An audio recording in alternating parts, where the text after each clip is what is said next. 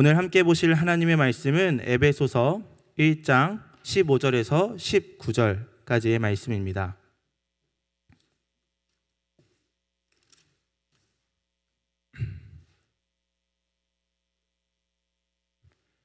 에베소서 1장 15절에서 19절까지의 말씀, 다 같이 한 목소리로 봉독하겠습니다.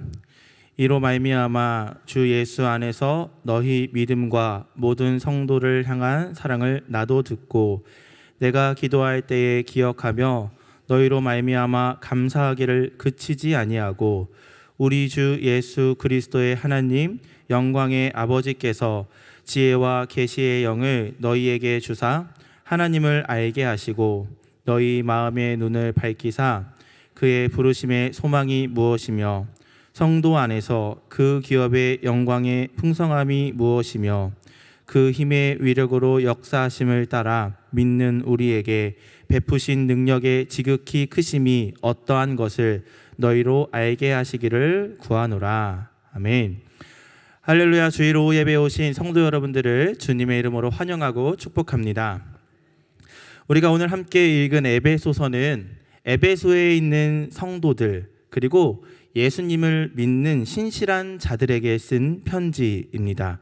우리 에베소서 1장 1절을 다 같이 한번 읽어보겠습니다. 하나님의 뜻으로 말미암아 그리스도 예수의 사도된 바울은 에베소에 있는 성도들과 그리스도 예수 안에 있는 신실한 자들에게 편지하노니. 1절에 보면 에베소에 있는 성도들과 그리스도 예수 안에 있는 신실한 자들에게 편지를 한다라고 사도 바울이 그 편지를 받는 사람들, 대상들을 기록하고 있습니다. 이 에베소 지역이 어떠한 지역이냐 하면 바울이 3차 선교 여행을 할 때 선교했던 지역입니다. 2차 선교 여행 때에는 원래 그 아시아로 가려던 그 바울의 발걸음을 성령 하나님께서 그 아시아로 가지 못하고 또 유럽으로 가게 인도하셔서 빌립보가 있는 마케도니아, 그러니까 유럽 지방으로 선교를 하게 하셨는데요. 3차 선교 여행 때는 이 하나님께서 바울이 이 에베소 지역에서 선교할 수 있도록 그 길을 열어 주셨습니다. 그래서 이 에베소서는 바울의 사역에 있어서도 굉장히 중요한 역할을 하는데요. 바울은 2년 동안 이 에베소에 머물면서 여러분들 한 번쯤 들어보셨을 두란노 서원을 세우고 거기서 하나님의 말씀을 가르치며 양육을 했습니다. 그래서 이 에베소는 바울이 선교했던 도시 중에 가장 길게 머물면서 하나님의 말씀을 가르치고 그리고 제자를 양육했던 도시가 바로 에베소입니다. 그리고 나서 이제 바울이 예루살렘으로 돌아가고 그곳에서 이제 누명을 써서 로마로 가게 됩니다.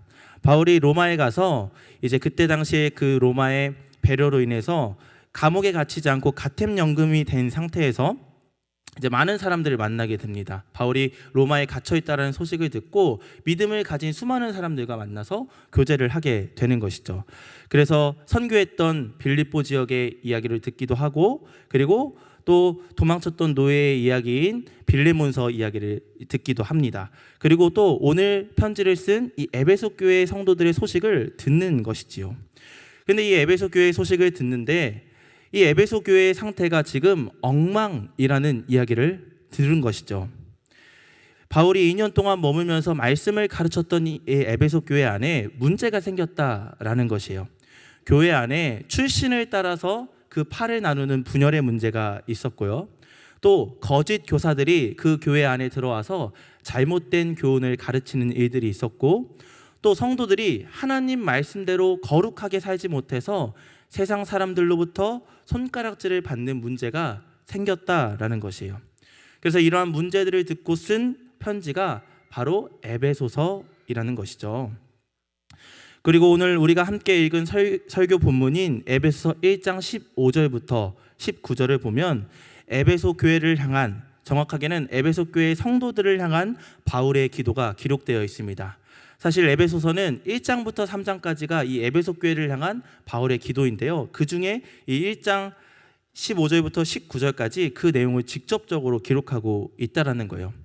한번 여러분들 생각해 보십시오. 여러분들이 선교사로 열심히 가서 말씀을 가르치고 양육했던 그 교회가 이런 분열의 문제, 그리고 거짓된 교사에게 미혹되는 문제, 성도들이 거룩한 삶을 살지 못해서 사람들에게 손가락질을 받고 있는 문제가 생겼다고 하면 여러분들은 어떤 내용의 편지를 쓰고 그리고 어떠한 기도를 드리시겠습니까? 아마 저라면 이렇게 편지를 썼을 거예요. 에베소 교회 너네 정신 차려야 된다. 그렇게 믿음 생활에서는 하나님께서 기뻐하시지 않아라는 내용을 쓰지 않았을까라고 생각을 해봅니다. 그리고 우리가 하나님 앞에 기도한다면, 그리고 그 성도들을 위한 기도를 편지로 썼다면 이러한 직접적인 문제들에 대한 내용을 언급하면서 그 편지를 썼을 것 같아요. 지금 하나님, 우리 이 에베소 교회 안에 사람들이 나뉘는 분열의 문제가 있습니다. 이 문제를 어떻게 해결할 수 있을까요? 라는 기도라든지, 아니면 교회 안에 거짓된 선생이 들어와서 성도들을 미혹하고 있는 이 문제를 어떻게 해결하겠습니까? 라는 기도를 할 거라고 생각이 됩니다. 그런데 에베소서를 읽어보면, 그리고 오늘 본문 이 내용을 보면 바울은 에베소 교회에서 일어난 이러한 문제들을 전혀 언급하지 않고 있습니다. 왜냐하면 증상을 해결한다고 해서 문제가 해결되지 않는다라는 것을 이 바울은 알았기 때문이에요. 그래서 바울은 이러한 문제들이 일어나게 된 그 원인을 놓고 오늘 기도하고 있는 것이죠. 에베소 교회 성도들이 하나님을 잘 알지 못했기 때문에 이러한 문제가 일어났다라고 진단하고 바울 선생님은 지금 이렇게 기도하고 있는 겁니다. 에베소서 1장 17절을 우리 다 같이 한번 읽어보겠습니다. 우리 주 예수 그리스도의 하나님 영광의 아버지께서 지혜와 계시의 영을 너희에게 주사 하나님을 알게 하시고, 그래서 바울은 에베소 교회 성도들이 하나님을 알게 해달라는 기도를 지금 드리고 있는 거예요. 이 편지를 에베소 교회 성도들이 받으면 어떠한 기분이었을까요? 나 하나님 믿어서 교회에 나와 있는데 바울이 쓴 편지를 보니까 하나님을 알게 해달라고 기도를 드리고 있는 것이죠. 아니, 하나님을 알게 해달라고?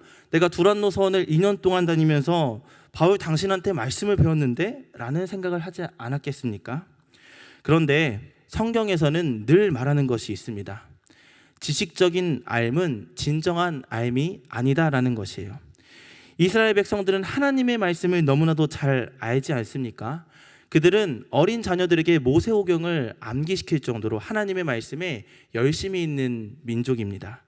그리고 바리새인들을 보면 사실 저는 그들보다 경건하게 살 수 있는 자신이 없습니다. 철저하게 11조를 지키고 하나님의 율법을 지키기 위해 얼마나 노력을 합니까?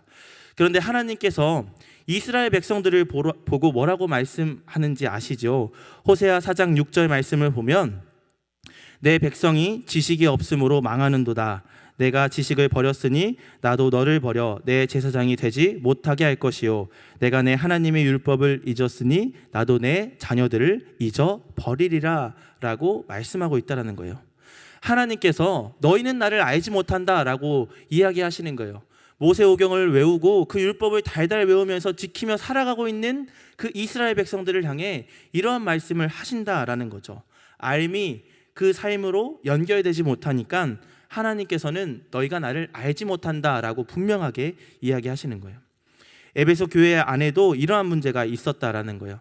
하나님을 아는 것이 거룩한 삶의 열매로 맺어지지 못한 것이죠. 하나님의 말씀을 듣고 배웠으면 그 말씀을 나의 삶에 적용하고 살아가야 하는데 그러지 못하니까 문제가 생기게 되는 거예요. 하나님의 말씀을 배우고 내가 아닌 남에게 적용하는 거죠. 너는 왜 이렇게 못 사니? 너는 왜 이렇게 하니? 라면서 판단과 정죄가 오히려 가득하게 된 것이죠. 하나님께서는 우리 가운데에 은혜로 인하여서 죄사함과 용서의 말씀을 주셨는데 그 말씀을 듣는 성도들은 그걸 나에게 적용시키지 않고 남들에게 적용시키니까 판단과 정죄가 오히려 가득하게 되는 것이죠. 우리 군산사막교회도 이러한 위험으로부터 조심해야 합니다. 우리가 창세기부터 요한계시록까지 말씀을 배우는데 그것을 배우고 나서 먼저는 나에게 적용해야 한다는 거죠.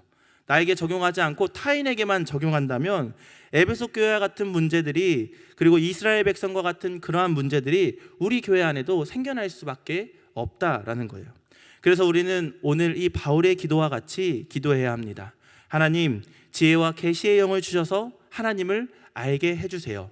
저의 알미 삶으로 연결될 수 있도록 하나님을 알게 해주세요라는 기도가 우리에게 필요하다라는 것이죠. 하나님이 우리 교회에서 배우는 이 말씀을 알게 하시고, 그리고 지혜와 계시의 영으로 깨닫고 우리의 삶이 거룩하게 변화될 수 있기를 우리가 기도해야 된다라는 것이죠. 성경에서는 이렇게 말씀하고 있습니다. 디모데전서 4장 5절 말씀입니다. 하나님의 말씀과 기도로 거룩하여 짐이라.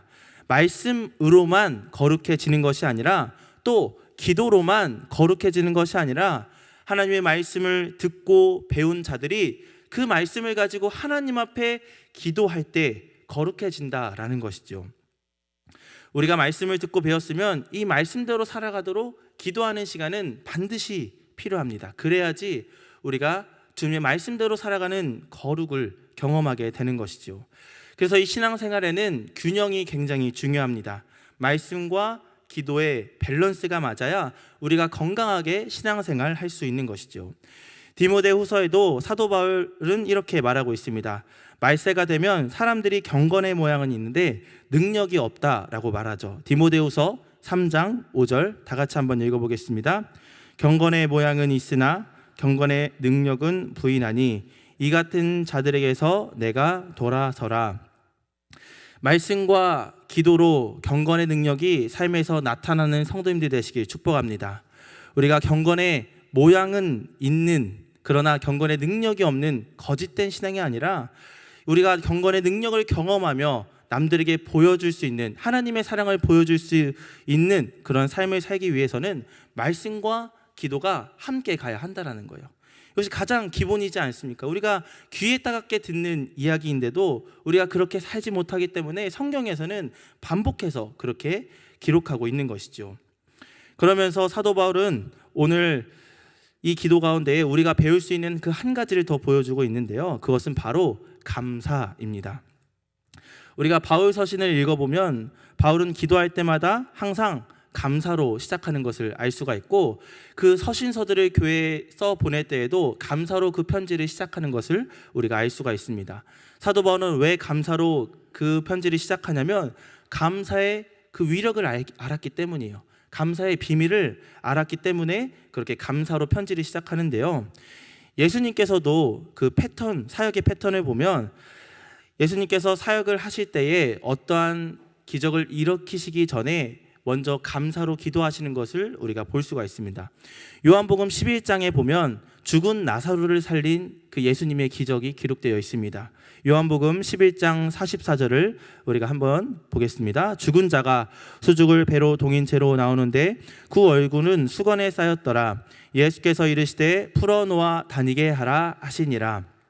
죽은 나사로가 죽음에서 다시 살아나는, 소생되는 그 기적을 일으키신 거죠. 사람들은 상상도 해본 적 없는 기적이 일어나게 된 것이에요. 그런데 이 기적을 일으키시기 전에 41절을 보면 예수님께서 이렇게 기도하십니다. 41절입니다. 돌을 옮겨 놓으니 예수께서 눈을 들어 우러러보시고 이르시되 아버지여 내 말을 들으신 것을 감사하나이다. 아버지여 내 말을 들으신 것을 감사하나이다 라고 예수님께서 그렇게 기도하시고 이미 들으신 것에 대해 감사하시고 이 놀라운 기적을 일으키시는 거죠. 또한 요한복음 6장에 보면 우리가 잘 알고 있는 오병이어 기적이 기록되어 있는데요. 어린아이가 먹을 만한 그 도시락을 가지고 그곳에 있는 장정만 5천 명의 인구를 먹이는 기적 우리가 잘 알고 있지 않습니까? 그런데 요한복음 6장 12절에서 13절을 보면 그들이 배부른 후에 예수께서 제자들에게 이르시되 남은 조각을 거두고 버리는 것이 없게 하라 하심으로 이에 거두니 보리떡 5개로 먹고 남은 조각이 12바구니에 찼더라. 그런데 11절에 보면 예수님께서 떡을 가져가셔서 축사하고 기도하시거든요. 우리 11절을 다 같이 한번 읽어보겠습니다. 예수께서 떡을 가져 축사하신 후에 앉아있는 자들에게 나눠주시고 물고기도 그렇게 그들의 원대로 주시니라. 여기서 축사라고 번역된 이 단어가 이제 감사라고 번역할 수 있는 단어입니다. 그래서 예수님의 그 사역을 보면 패턴이 있는 거예요. 기적을 일으키시기 전에, 어떠한 놀라운 일을 행하시기 전에 먼저 하나님께 감사하며 기도하시고 그리고 나서 기적을 행하신 거죠. 기적이 우리 삶의 감사를 이끌어내는 것이 아니라 감사가 우리의 삶의 기적을 이끌어내는 것이지요. 그렇기 때문에 감사는 굉장히 중요합니다. 사도 바울은 이 비밀을 알았던 사람이었어요. 그래서 기도할 때에 하나님 앞에 먼저 감사하는 것이에요. 우리가 추수감사절 찬양축제 열심히 준비하고 있잖아요. 지금 보니까 방이 교회에 쓸 수 있는 방이 없을 정도로 오여전대는 뭐 거의 특공대처럼 매일 모이셔서 막 허리 아프신데 막 하고 계시다고 하는데, 사실 우리가 이렇게 절기 때는 감사하지만 우리는 왜 수시로 감사하지 못할까요? 우리는 왜 우리의 삶을 돌아보면 감사가 인색할까요? 감사는 환경의 열매가 아닙니다. 이 감사라는 단어를 성경에서 찾아보면 한 196번 정도 나옵니다. 그런데 이 감사라는 단어가 구약에서는 시편에서 가장 많이 나오고요. 그리고 신약에서는 이 바울 서신에 가장 많이 쓰이고 있습니다. 쉽게 말하자면 구약의 사람들 중에는 그 시편을 대부분 썼던 다윗이라는 사람이 감사를 많이 고백했고, 신약의 사람들 중에는 이 바울이라는 사람이 하나님께 감사를 정말 많이 고백했다라는 것이죠. 그런데 우리가 다윗과 바울의 그 삶을 알지 않습니까? 다윗과 바울의 삶을 보면 감사는 환경의 열매가 아니다라는 것을 알 수 있어요. 다윗은 15년 동안 사울에게 쫓김 받잖아요. 그리고 왕이 돼서도 아들에게 반란을 당하고, 그래서 도망치기도 하고, 그리고 자신의 아내들은 아들들의 그 몹쓸 짓을 당하는 것을 보잖아요. 그 인생이 그렇게 왕이라는 것을 봤을 때는 만족할 수 있을지 모르겠지만 그 인생을 찬찬히 살펴보면 그렇게 감사할 만한 인생은 아니다라는 것이에요. 바울은 또 어떻습니까? 바울은 예수 그리스도의 복음을 전하기 위해 얼마나 힘든 삶을 살았습니까? 매를 맞기도 하고 돌을 맞아 거의 죽은 것 같이 되기도 하며 감옥에 갇히고 조롱당하는 삶을 살지 않습니까? 그런데 이러한 다윗과 바울이 이 성경 안에 감사라는 단어를 가장 많이 기록했다라는 것을 보면 감사는 환경 때문에 하는 것은 아니다라는 것이죠. 골로새서 2장을 보면 감사는 믿음 위에 굳게 서서 하는 것임을 우리가 알 수 있습니다. 골로새서 2장 6절에서 7절을 다 같이 한번 읽어보겠습니다. 그러므로 너희가 그리스도 예수를 주로 받았으니 그 안에서 행하되 그 안에 뿌리를 박으며 세움을 받아 교훈을 받은 대로 믿음에 굳게 서서 감사함을 넘치게 하라. 아멘. 감사는 환경의 열매가 아닌 믿음의 열매입니다. 우리가 감사에 인색한 이유는 환경이 열악해서가 아니라 우리의 믿음이 연약하기 때문입니다. 하나님의 성품과 신실하심에 근거한 기도, 그것은 감사가 넘칠 수밖에 없는 기도입니다. 그러므로 우리는 기도하기 전에 하나님께 감사해야 돼요. 하나님께서 우리에게 주신 것들을 기억하면서 감사할 수 있으면 우리의 삶에 감사가 끊일 이유가 없는 것이죠. 우리가 얼마나 비참한 존재이고 하나님께서 우리를 구원하시기 위해 보여주신 그 사랑이 얼마나 위대한지를 안다면 우리가 환경을 뛰어넘어 그 믿음에 근거한 감사를 드릴 수 있는 것입니다. 우리의 기도는 이렇게 표면적인 상황을 해결하기 위해서 기도할 때가 정말 많이 있어요. 제가 서두에서 말한 것처럼 하나님, 에베소 교회에 이러한 문제가 있는데 이러한 문제를 해결해 주십시오라는 기도를 우리는 드린다라는 것이에요. 그런데 우리의 기도가 깊어지기 위해서는 더 본질적인 부분을 놓고 기도할 수 있어야 합니다. 하나님, 에베소 교회 성도들이 하나님을 알게 하여 주시옵소서. 하나님께서 우리를 향해 보여주신 그 구원의 풍성함을 알게 하셔서 이들이 분열하고 하나님의 말씀을 떠나고 그리고 하나님 말씀을 따라 살지 못하는 이 문제가 해결되게 해 주시옵소서라고 우리가 기도할 수 있어야 됩니다. 그래서 우리의 기도는 증상을 위한 기도가 아니라 이 증상이 일어나게 된 그 원인을 놓고 기도할 수 있어야 돼요. 이것이 바로 조금 더 깊은 차원의 기도가 아닐까라고 생각을 해봅니다. 사랑하는 성도 여러분, 제가 지난주와 또 그 전에 설교할 때 믿음은 저항하는 것이라고 말씀을 드렸습니다. 그래서 이 시대의 악한 문화와 가치로부터 우리가 하나님의 말씀을 지키기 위해 저항하는 것이 믿음이라는 말씀을 드렸죠. 그런데 기도는 저는 이러한 저항 없이 믿음의 꿈을 꾸는 시간이라고 말씀드리고 싶습니다. 우리를 짓누르는 세상의 압박과 하나님을 바라보지 못하게 하는 세상의 문제들로부터 우리가 저항력 없이 자유롭게 믿음의 꿈을 꾸며 하나님 뜻대로 제가 살기로 원합니다라고 결단할 수 있는 그 시간은 바로 기도하는 시간을 통해 일어날 수 있다라는 거예요. 기도하지 않고 우리가 세상만을 바라보면 우리의 삶이 너무나 힘들고 각박하잖아요. 하나님의 꿈, 믿음대로 살기 결단하기에는 정말 힘들다라는 거예요. 그래서 우리가 기도하는 자리에 나와서 하나님 앞에 감사로 하나님을 알기로 기도하기 시작할 때 우리의 믿음은 조금씩 자라나게 되는 줄 믿습니다. 그래서 우리가 삶의 자리에서 그 말씀대로 살아갈 수 있는 힘을 기도하는 이 시간을 통해서 얻게 되는 것이죠. 그러므로 우리는 사도 바울과 같이 기도하기를 시작해야 합니다. 하나님의 성품과 신실하심에 근거한 감사로 기도해야 하고, 또한 이 기도하는 이 시간을 통하여서 하나님을 바르게 알기를 기도해야 합니다. 그래서 우리 군산사막교회 모든 성도들이 말씀과 기도로 거룩하여지고 우리의 거룩한 모습을 통하여서 하나님의 사랑이 우리가 살아가는 삶의 자리 가운데 전해지기를 주님의 이름으로 축복합니다.